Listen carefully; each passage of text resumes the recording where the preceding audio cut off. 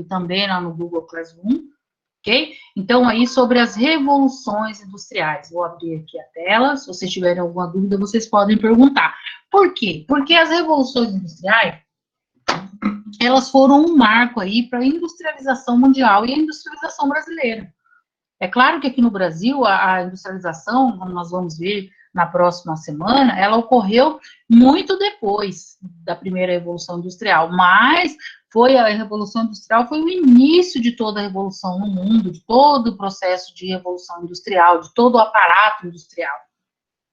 Foi um período, a primeira revolução, então vamos falar aqui da primeira revolução, de grandes transformações, Sétimo ano, tanto na parte técnica, quanto nas partes sociais.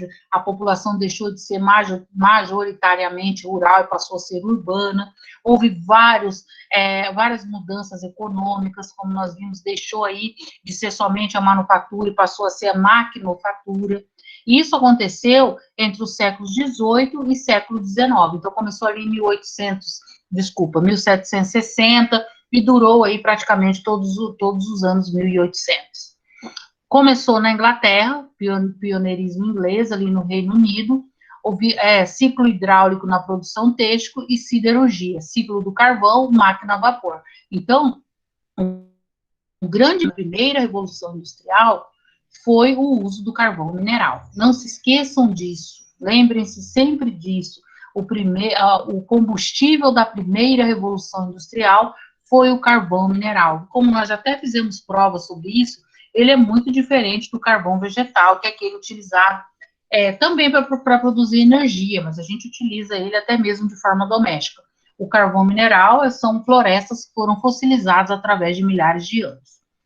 Fases, né? Então, passou do artesanato, lembra que nós falamos ali sobre a produção somente com a pessoa, ele detinha todos os meios de produção, as ferramentas, as matérias-primas, ele fazia e ele vendia. Depois passou para a manufatura, que foi a divisão social do trabalho, onde os artesãos se empregaram em indústrias e foi distribuído aí uma função para cada um. E depois a maquinofatura, o uso das máquinas. Fontes de energias modernas para aquela época, como, por exemplo, o uso do carvão mineral. Aqui nós temos uma máquina, olha só, máquina a vapor utilizada para extrair água nas minas de carvão. Então, aqui era utilizado, né, através da queima do carvão, subia todo esse vapor, fazia esse mecanismo funcionar e conseguia se extrair água. Isso aqui foi um grande invento para a época, lá no século XVIII, pensem vocês, 1760, 1770, o Brasil ainda era colônia de Portugal nessa época, né? Nós não produzíamos nada e a Europa já estava aí à nossa frente, né? Aqui, ó, nós temos as fábricas antigas de produção de tecido, onde já começou o uso das máquinas, então toda aquela produção manual, todos aqueles teares, aquelas rocas que eram utilizadas, elas foram substituídas por esse processo denominado maquinofatura, o uso das máquinas para faturar aí as matérias-primas. Quais foram as transformações dessa primeira revolução industrial? Sociais, proletariado. O que seria o proletariado? São pessoas que trabalhavam, vendiam sua força de trabalho em troca de um salário, e o salário, muitas vezes, baixo. Agravamento dos problemas sociais, como nós vimos, as pessoas trabalhavam 12, 14 horas por dia, sem direitos trabalhistas, crianças, mulheres, grávidas, trabalhavam da mesma forma, não havia aí nenhum tipo de amparo legal. Políticas, quais foram as transformações? Manifestações contra a burguesia seriam as pessoas mais ricas da sociedade, as pessoas que eram donas dessas máquinas, dos meios de produção. Ou a partir daí surgiram os sindicatos. Então foi lá na Europa que surgiram os sindicatos que acabaram aí brigando pelos direitos dos trabalhadores. Na parte econômica produtiva, produção em larga escala e divisão social do trabalho. Então aquela produção que era feita ali de maneira muito tímida, através do artesanato e da manufatura, ela cresceu muito com o uso dessas máquinas e houve a divisão aí do trabalho, onde cada pessoa ficou responsável por uma atividade nessas fábricas. Espaciais, expansão das ferrovias para poder levar e trazer esses produtos, O êxodo rural, houve um grande êxodo rural, uma grande saída das pessoas do campo para as cidades, crescimento e surgimento de cidades, aumento de infraestrutura e adensamento populacional. Quando ele fala, sétimo ano, de adensamento populacional, ele está falando de grandes aglomerações de pessoas, principalmente no que hoje são as metrópoles, como, por exemplo, Londres, Paris, Berlim. Já no século XVIII, já se iniciava essas grandes aglomerações. Ok? Aqui, olha só como foram mudando as paisagens. Nessa época ainda existia, né, uma grande predominância de espaço natural, aquele que ainda não tinha sido modificado pelo homem, mas se nós observarmos aqui, as fábricas elas já surgiam a todo vapor nessa época da primeira revolução industrial. Aqui, ó, as famosas, né, Maria Fumaças, que eram movidas aí ao carvão mineral. Técnicas, o que surgiram? Houve a invenção de equipamentos industriais, agrícolas e demais setores e evolução dos transportes e das comunicações. Então, a partir do século XVII, século XVIII, houve um aprimoramento, um aperfeiçoamento dos meios de transporte e até mesmo a criação de meios de comunicação como o telégrafo.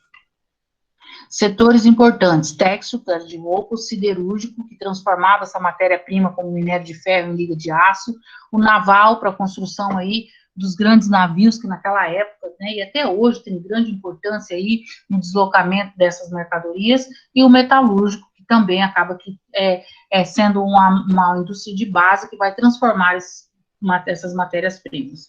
Sistema de produção de fábricas, elevadas horas de trabalho, ausência de leis trabalhistas, uso intensivo de mão de obra, o taylorismo nessa época. Lembra que o Fordismo ele foi inspirado nos ideais do taylorismo. Então, seria aí uma grande... as pessoas, elas exerciam a mesma atividade de forma cansativa e muito, digamos assim, muito prolongadas. Eram várias horas de trabalho. Alguma dúvida sobre a primeira Revolução Industrial? Podem perguntar.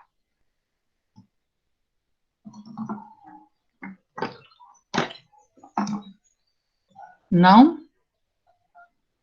Prof, Oi. ainda existia pouco artesanato nessa época? Ainda existia uma parcela significativa de artesanato, mas ele foi sendo reduzido aos poucos. Hoje, né, existe aí até mais um pouquinho de artesanato do que existia naquela época. Por quê? Porque tudo foi muito novidade, né, Caio? Naquela época, então, os produtos passaram a ser industrializados. E como estavam surgindo as indústrias, necessitava de muita mão de obra. Então, os artesãos, eles acabaram que migrando para as indústrias. Existia, então, uma pequena parcela ainda de artesãos que ainda produziam artesanato, ok? Mais alguma pergunta? Não? Bom, a segunda revolução industrial. Como eu disse para vocês, não tem uma data que fala, acabou a primeira revolução industrial, iniciou-se a segunda revolução industrial. Não, as coisas foram acontecendo, né? Os acontecimentos, eles foram surgindo. E ela aconteceu quando? De meados do século XIX, então a partir de 1850, até o início do século XX, até 1900, mais ou menos. Ela foi, então, curta. Se nós olharmos aí a segunda Revolução Industrial, ela foi curta, ela durou ali, né, de 1850 até o início do século XX. Novas fontes de energia. Então, o carvão mineral, ele ainda é muito utilizado, inclusive muitos países dependem do carvão mineral para geração de energia nas termoelétricas, como nós já estudamos a exemplo da China, mas surgiram aí, descobriram o petróleo e a eletricidade. Foi no início do século XIX, quando foi descoberto o petróleo, então houve aí na segunda revolução industrial, esses são os dois ícones da segunda revolução industrial, o petróleo e a luz elétrica. Se lá na primeira revolução foi o carvão mineral, na segunda foi o petróleo e a luz elétrica, e a eletricidade, desculpa. Evolução nos transportes, por quê? Porque surgiram os motores a combustão através do petróleo, então eles não eram movidos somente ao vapor do carvão mineral, então eles se tornaram muito mais rápidos e eficientes. Houve a invenção do automóvel, como nós vimos ali na década de 1920, a Ford, por exemplo,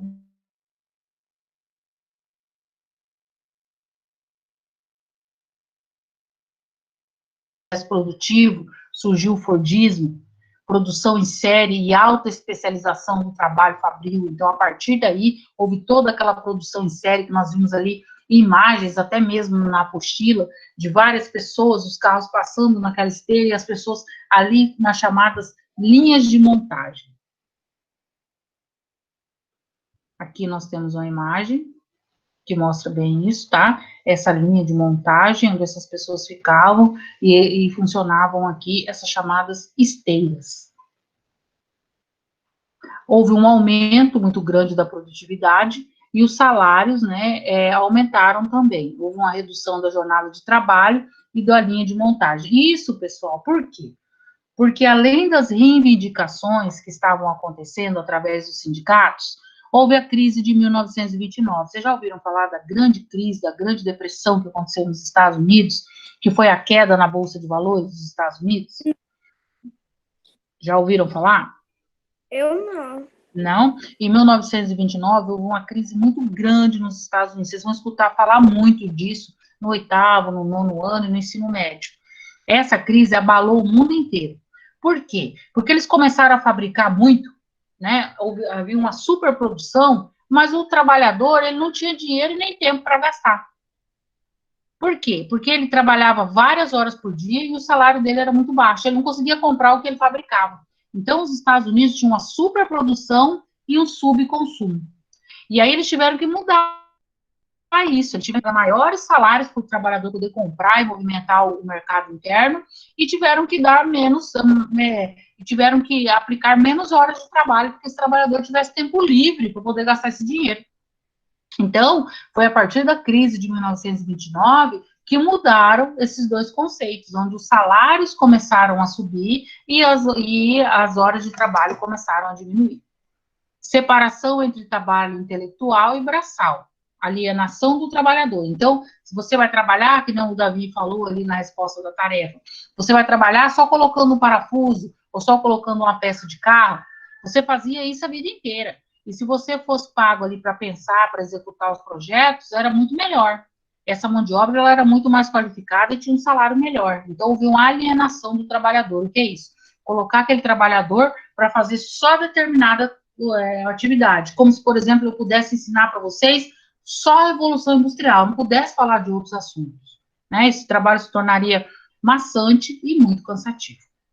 Investimentos na elevação da produtividade do consumo, foi o que eu falei. Então, a partir daqui, eles começaram a estimular o consumo, porque eles fabricavam, mas não tinham quem comprasse. Obsolência programada. Lembra, Nália, que nós falamos disso? Descarte. O que é obsolência programada? Eu falei com vocês. Posso falar? Pode falar. Tem as coisas mais frágeis, de modo que, se estragar, vale mais a pena comprar um novo do que consertar. Isso mesmo. Hoje, então, as coisas elas já vêm com o tempo programado que elas devem durar, para que as empresas, porque senão as empresas não têm lucro. Se elas fizerem um celular que dure a vida inteira, né, o que elas fazem? Elas estão sempre lançando novos aplicativos, novas funções que não são compatíveis a celulares mais antigos. Tudo isso está dentro dessa chamada aí obsolescência programada. Ou às vezes fazem produtos mesmo para não durar, como móveis ou peças de carro, para que as pessoas possam trocar e assim incentivar o consumo e a movimentação do mercado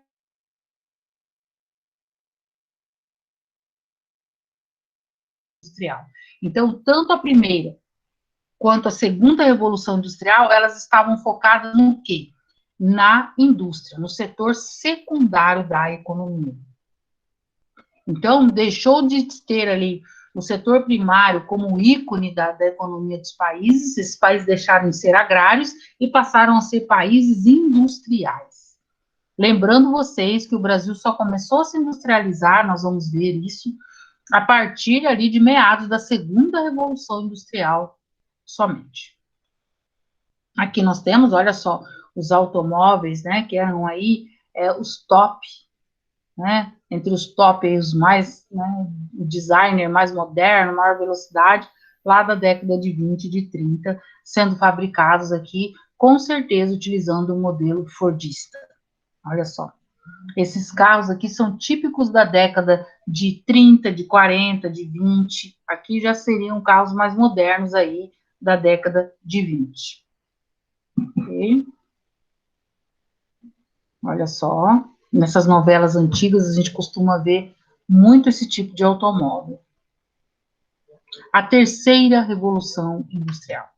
Então, como eu disse para vocês, não tem como saber quando terminou e quando começou a terceira revolução industrial. Foram aí eventos que foram acontecendo e acabaram. Hoje nós estamos vivendo a terceira revolução industrial. Essa terceira revolução industrial, Sétimo, ela está ligada ao uso da tecnologia.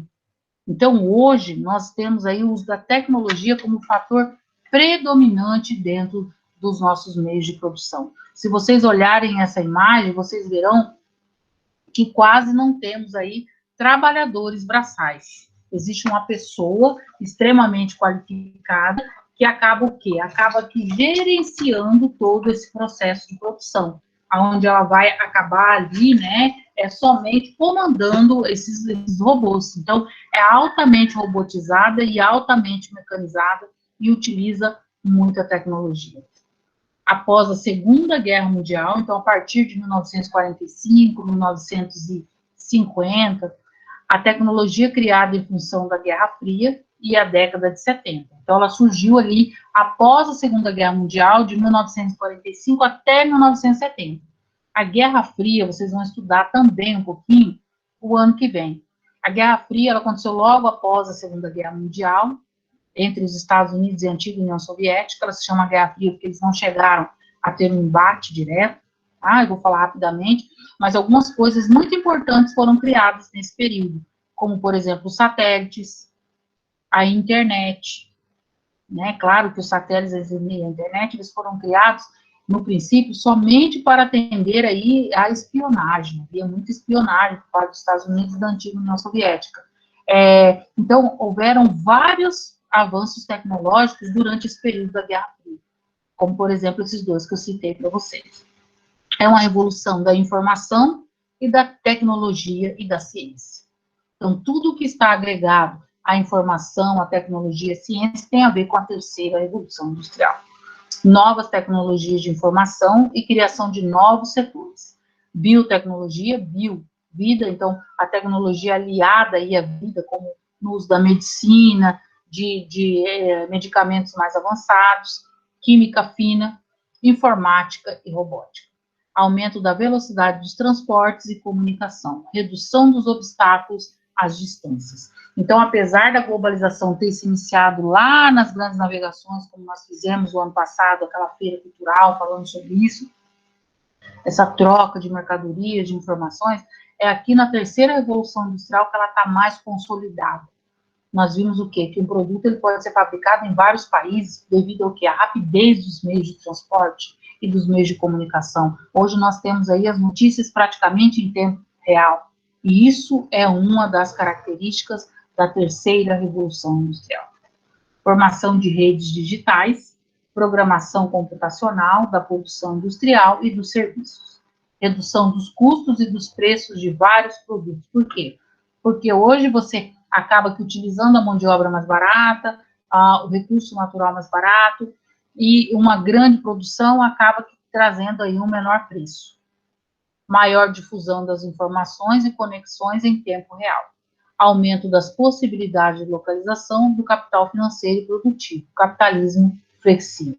Então, hoje, dá para se ter dinheiro aí em várias partes do mundo, dá para se investir em várias indústrias que estão dentro do mundo. Há uma expansão geográfica das transnacionais, aqui no Brasil mesmo nós temos várias transnacionais, Coca-Cola, Burger King, McDonald's e tantas outras. Produção industrial, do Fordismo ao pós-Fordismo, Toyotismo ou sistema flexível. Então, hoje nós estamos vivendo aí o chamado Toyotismo, muito diferente do Fordismo. Ele procura empregados mais qualificados que podem exercer mais funções do que somente uma. Como lá no Fordismo, esse funcionário passava o dia inteiro fazendo a mesma coisa, no Toyotismo, esse funcionário ele tem que ter mais dinâmica, ele precisa fazer mais coisas. Produção vinculada à demanda, individualizada e variada. Então, não existe aquela grande formação de estoque. Acho que foi o Caio que até falou sobre isso na aula passada, que o Fordismo, uma das características dele era essa grande formação de estoque. No Toyotismo, nós já não temos isso, é conforme a demanda. Conforme o mercado exige, vão sendo fabricados os produtos. Just time, foi o que eu falei, estoque zero. Então, eles não trabalham com grandes estoques, como era na época do taylorismo e do fordismo. Redução de postos de trabalho, dos custos e aumento dos lucros. Por quê? Porque é uma redução do trabalho justamente causada pela mecanização dessas indústrias, pela robotização dessas indústrias. E há uma redução dos custos, por quê? Porque eles vão pagar menos funcionários. Então, tem como repassar um valor menor para o consumidor. E há também um aumento dos lucros, justamente por não ter aí grandes números de funcionários. Para terminar, as máquinas de ajuste rápido e flexível, então as máquinas elas conseguem ali ser arrumadas em um prazo muito curto, elas já são programadas, né, caso tenha algum problema, que elas possam ser arrumadas de uma forma eficiente. Operários polivalentes, quer dizer, têm várias funções, atualizados, multifuncionais e altamente qualificados, foi o que eu falei para vocês. Então, eles têm que ter uma grande qualificação e tem também, sétimo ano, que exercer várias funções. Trabalho coletivo, cooperativo e sincronizado, reengenharia industrial, elevada automação das atividades, desemprego estrutural. Alguém sabe o que é desemprego estrutural? Alguém sabe? Desemprego estrutural, sétimo ano, é aquele causado pela entrada de máquinas e robôs no mercado de trabalho. Então, mudou a estrutura da produção. Quando muda a estrutura da produção, acaba trazendo desemprego para milhares de pessoas. Porque, como vocês mesmos já disseram, uma máquina executa o trabalho de vários trabalhadores. Isso se chama desemprego estrutural. Terceirização do trabalho, capitalismo financeiro ou monopolista. Ok? Então, essas são aí as principais características das revoluções